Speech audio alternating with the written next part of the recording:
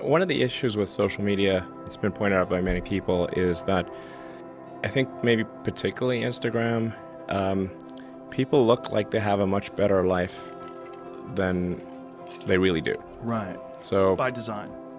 yeah, people are posting pictures of when they're really happy. They're modifying those pictures to be better looking. Even if they're not modifying the pictures, they're at least selecting the pictures for the best lighting, the best angle. So people basically seem they're way better looking than they basically really are. Right.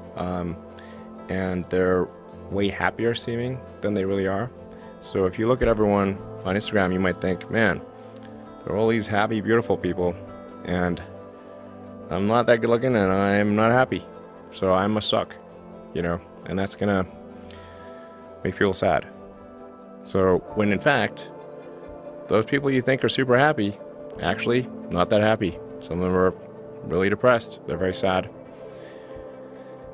Some of the happiest seeming people, actually some of the saddest people in reality. And nobody looks good all the time. It doesn't matter who you are. So I think things like that can make people quite sad. Well, just by comparison, because you just sort of people generally think of themselves relative to others. We are constantly rebaselining our expectations. And you can see this, say, if you watch some show like Naked and Afraid, or if you just go and try living in the woods by yourself for a while, and you'll learn that civilization is quite great. It has a lot of it. People want to come back to civilization pretty fast on Naked and Afraid. I'm not normally an advocate of regulation and oversight. I mean, I think one should generally err on the side of minimizing those things. But this is a case where you have a very serious danger to the public. And so therefore, there needs to be a public body that has insight and then oversight to confirm that everyone is developing AI safely. This is extremely important. I think the danger of AI is much greater than the danger of nuclear warheads by a lot. And nobody would suggest that we allow anyone to just build nuclear warheads if they want.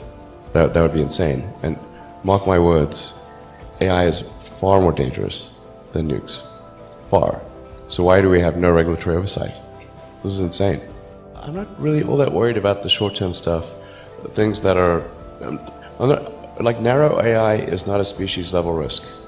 It will result in dislocation, in lost jobs, and the sort of better weaponry and that kind of thing. But it is not a fundamental species-level risk, whereas digital superintelligence is. So it's really all about laying the groundwork to make sure that if humanity collectively decides that creating digital superintelligence is the right move, then we should do so very, very carefully. Very, very carefully. This is the most important thing that we could possibly do.